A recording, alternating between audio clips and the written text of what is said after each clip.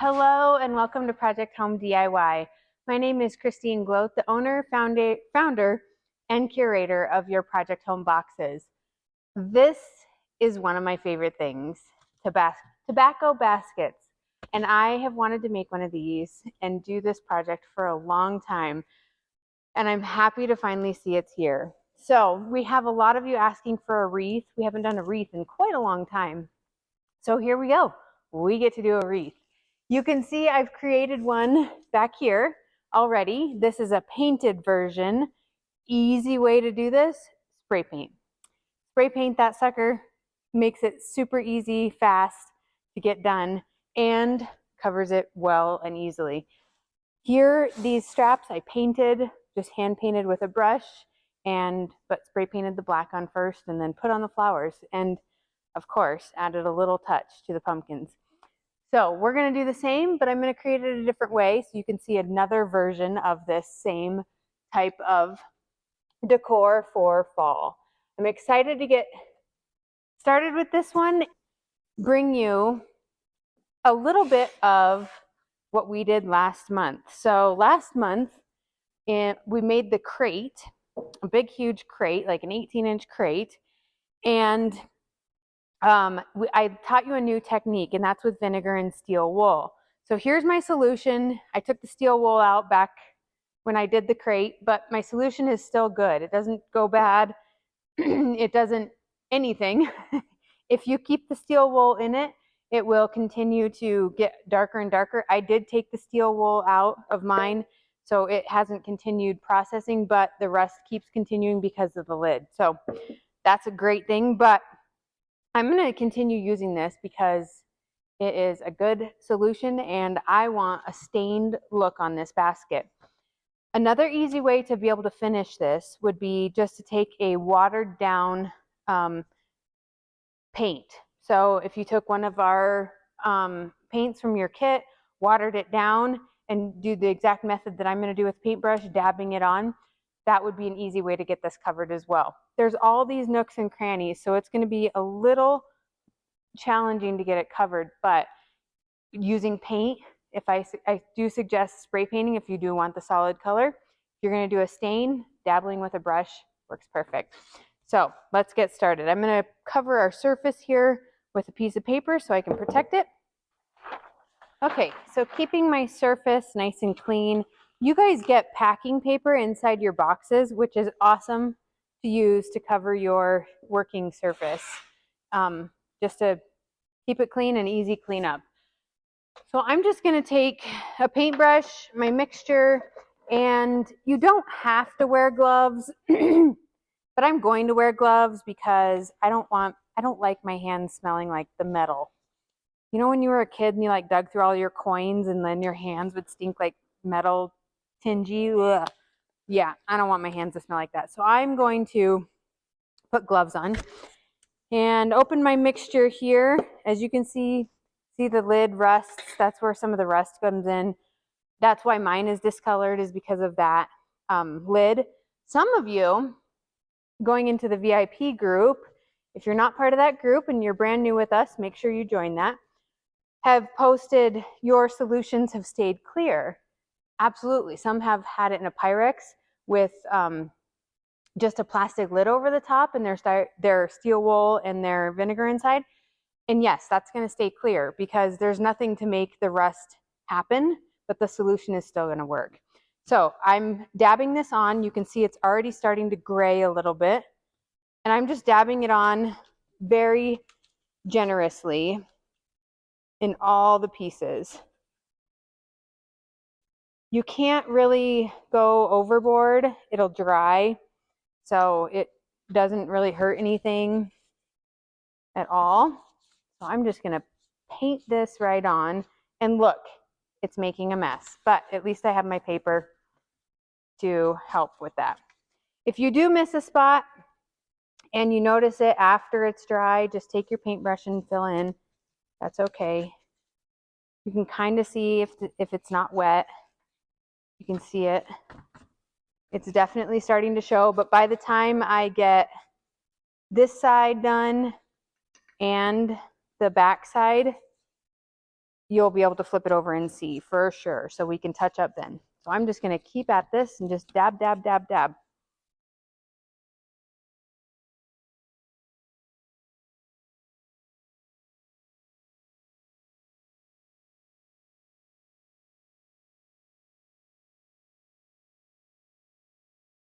All right, the staining is complete. And look at that color. I just love it. It started out pretty much like this, and now we're into this. And look at my table. It's very easy to clean up, unlike real stain, which can get you into a bind. But I do see a part right here that didn't get any color on it, so I'm just gonna touch that up. If there shouldn't be any glue on these, but if you're doing this on another project and there's glue on the wood, that glue is going to make a barrier between the vinegar and the wood, and so it's not going to stain right there. So just make sure that if you see spots like that come through, just sand it off and sand that glue off first, and it will work. So I'm going to set this in a dryer. It's just a small space heater. It will help bring out the color as well, and it will dry it quicker so we can get started on assembling the flowers. But first, I'm going to start with painting the sign. So let me put this in the dryer and I'll be right back. Okay, back with painting the sign, and we can start with any colors of paint that you want to use. So I'm going to use some from the kit, from your starter kit. The green and the gray and one, I think mine don't have a label on it. I think this is alpaca. Pretty sure it's alpaca is what I'm going to use. Let me see for sure. Yeah, alpaca. So I'm going to paint this part. So our signs like this now come separate. Much easier to paint and not have to worry about getting stuff on the edge or side. So I'm going to paint my base alpaca, just one quick coat of that.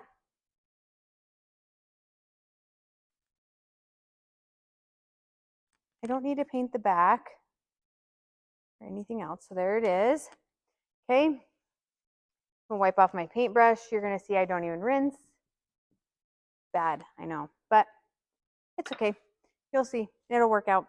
And then I think I'm gonna go with a gray frame. Oh, look, you can't even tell that I didn't rinse my brush. Looks just fine. So paint that frame.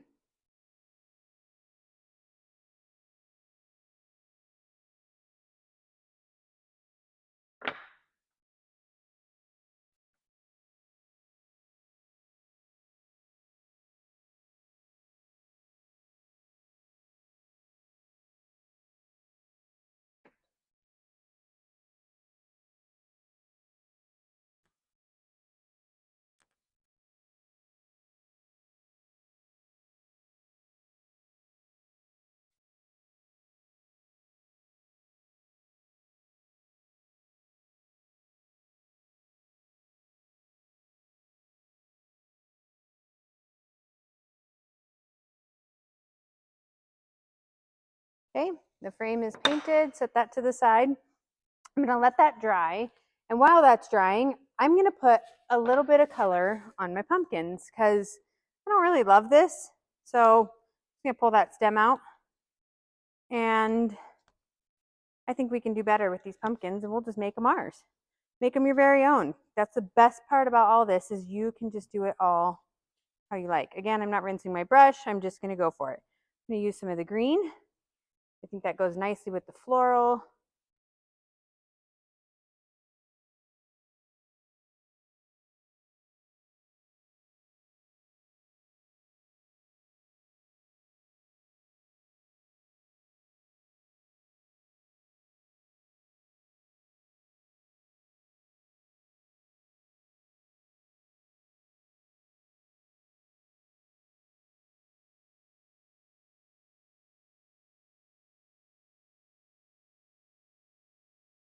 Okay, there's one. An easy way to let these dry is just to poke a hole in the box. Oops, and not quite do that.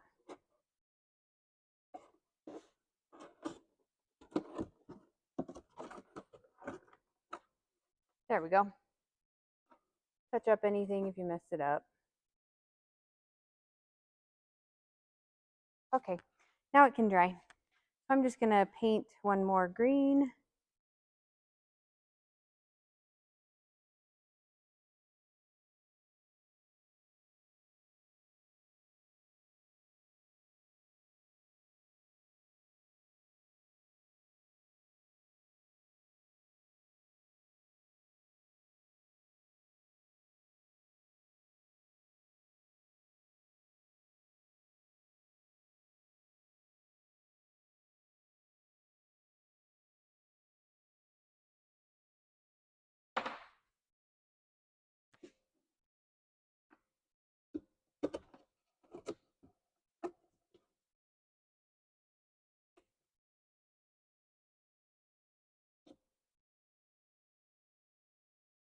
Okay, and last one.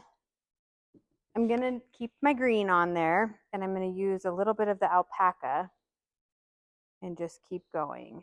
Kind of create a little green cream mix. Because after all, if you look at pumpkins and gourds, and they're all various colors, so this will just make it a little random.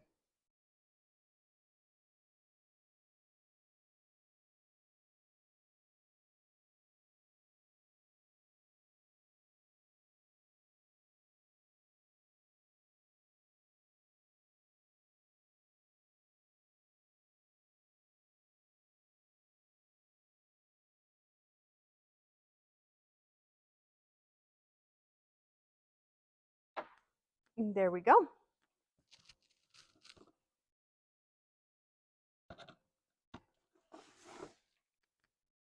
Okay, that's all painted. I'm gonna let the pumpkins dry and the sign dry, and we'll be back to put those pieces together.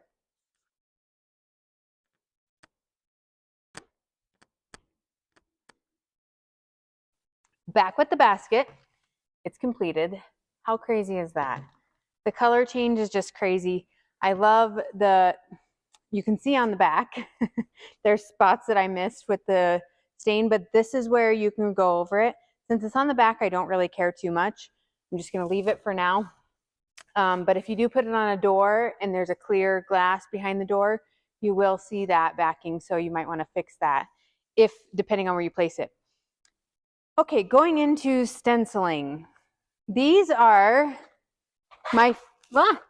some of my favorite things. Mesh reusable stencils. No more transfer tape, no more mess. Super easy, clean, and simple. I love mesh reusable stencils. So all of our stencils come this way, and just make it super easy for us to stencil, because it's not always easy. But number one thing you have to make sure is that your surface is smooth. So with that sanding block you received in your starter kit, sand the surface of whatever you're going to put the stencil on.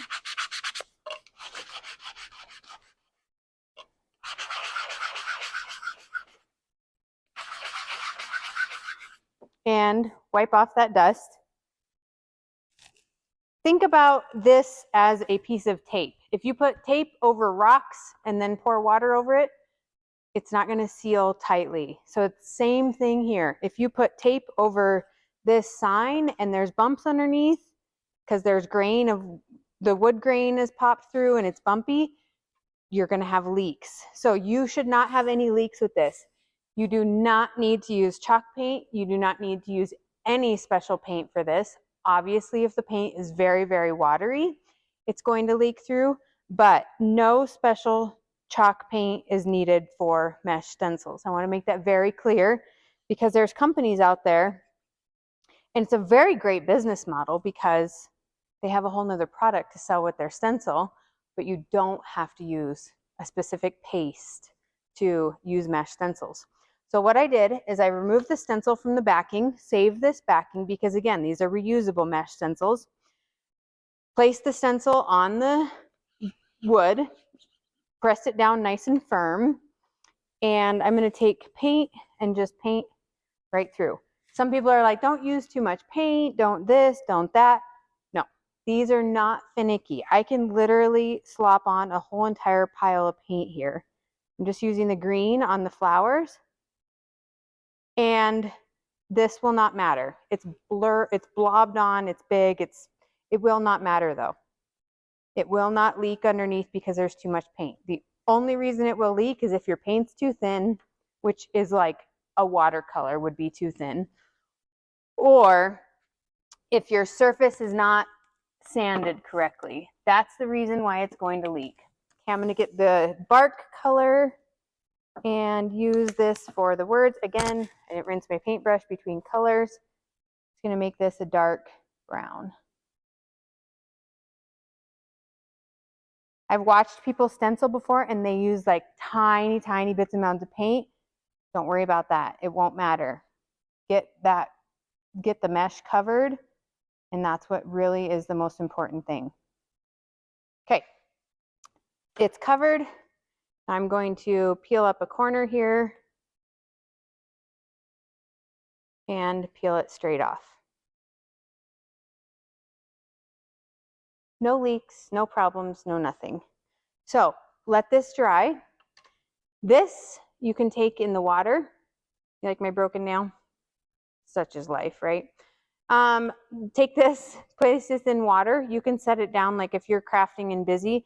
Do not let paint dry on this. Don't let paint dry on there. It's going to stick in the mesh.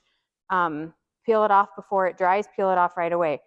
You can place this face down in like a tub of water while you're crafting and then wash it, rinse it off later. But you're just going to rinse it until the mesh comes clean. And then you can set it back on your backing to use again if you would like. So I did include two just in case if you want to do double-sided. You could put one on there and flip-flop it if you want, just up to you. But for now, that's all with the sign. Before I place the sign in though, I want to sand a little bit on this.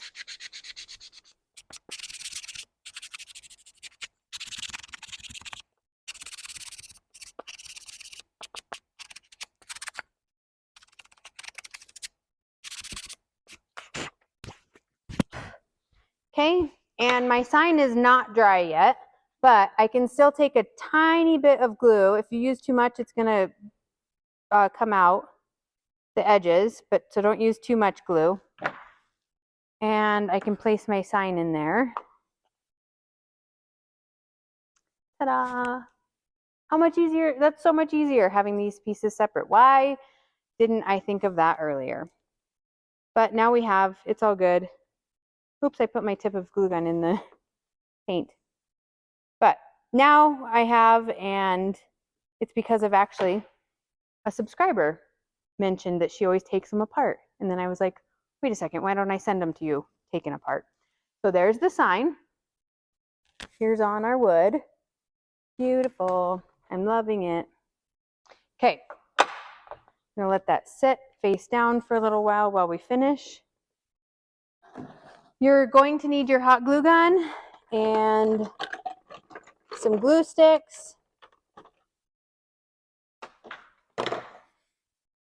to finish this next part, which is putting the flowers in.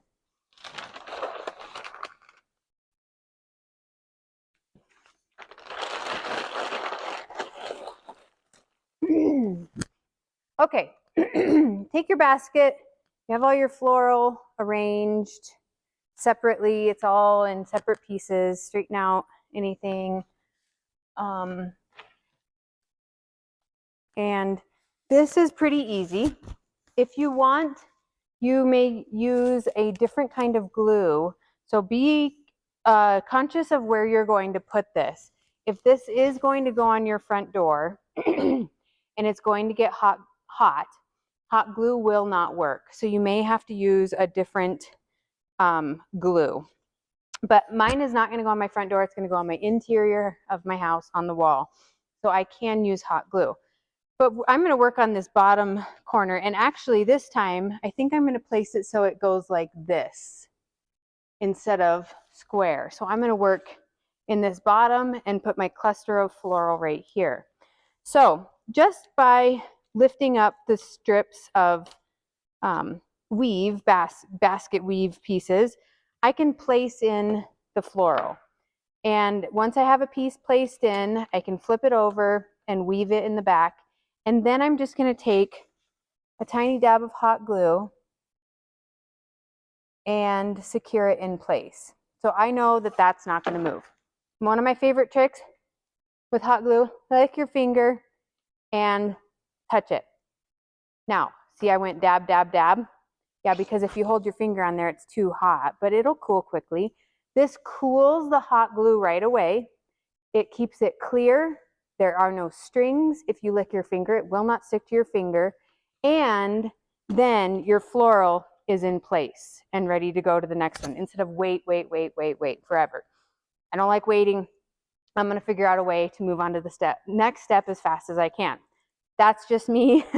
That's kind of how I work with this. I'm very impatient with letting things dry, so I figure out how I can do this as quickly and efficiently as possible. That's just me. So, and then I try and teach you guys how to do the same. So then your projects kind of mirror the same quickness, so we don't all get stuck doing this forever. So here I am just placing this floral in here. I have no plan yet, but I do know this. If I get the floral placed in there pretty solidly, I can move most of it around because it is metal. So I can bend this stuff and place it where I want. So with that, like this, I can just bend this. It was up like this. I can bend it like this. I can move it over here, here, wherever once it's in there in a solid fashion.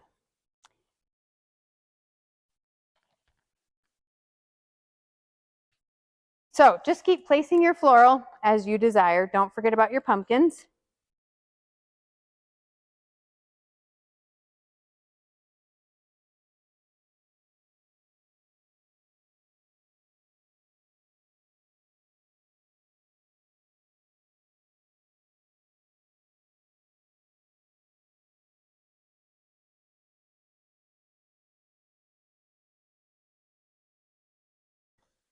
Another one of my favorite glue gun tricks, take your glue gun if you're running out of the next stick, put a dab of hot glue and place it on the next stick. You know how we are usually like 10 hands deep into a project, stick a glue stick in, and it falls out the back and you're out of glue again. This will prevent that from falling out. Just another helpful thing.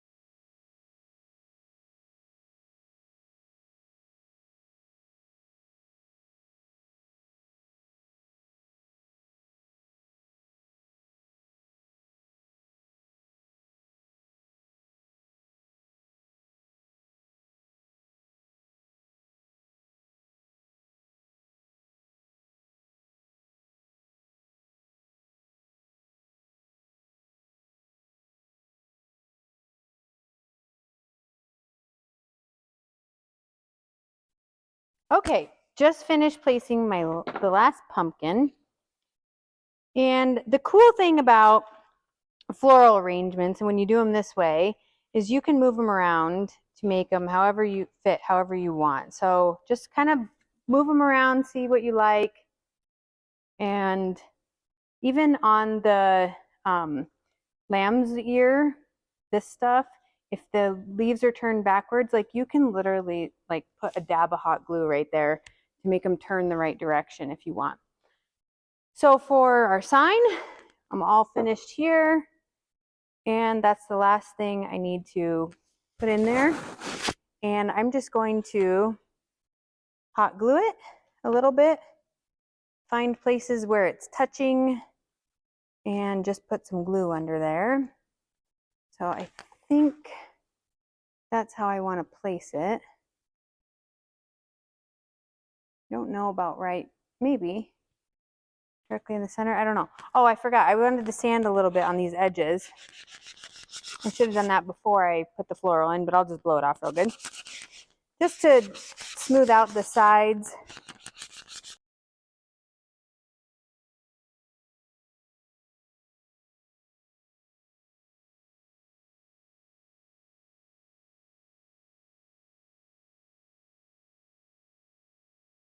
Maybe I kind of like that. And actually, if you're just placing this like on a wall, not a door that's going to be open and closed, you could leave it without gluing it. Like it kind of just places in there if it's not going to be bothered too much. Because I can't really decide where I would like this to go. I kind of love it. Oh, and you noticed, probably you noticed this little guy, but this is our fall Q3 box. So we have the holiday quarterly, and this is the fall addition to it. And look how cute they complement one another. Just perfect. But we've finished September's. You got to extend your knowledge from August, bring it over into September, use the vinegar steel wool method, and continue that. If you choose to use a paint and dilute it for stain, do the exact same method, just dab it on with a paintbrush. Or if you want to paint it a solid color with the stripes like I did here, I recommend using a paintbrush or spray paint.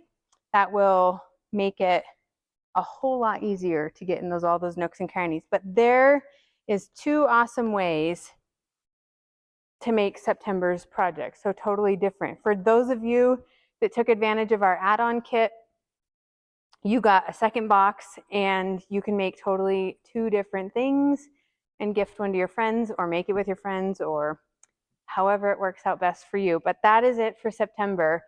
So enjoy and hello fall. On to October where it gets a little trinkety. We'll see you then.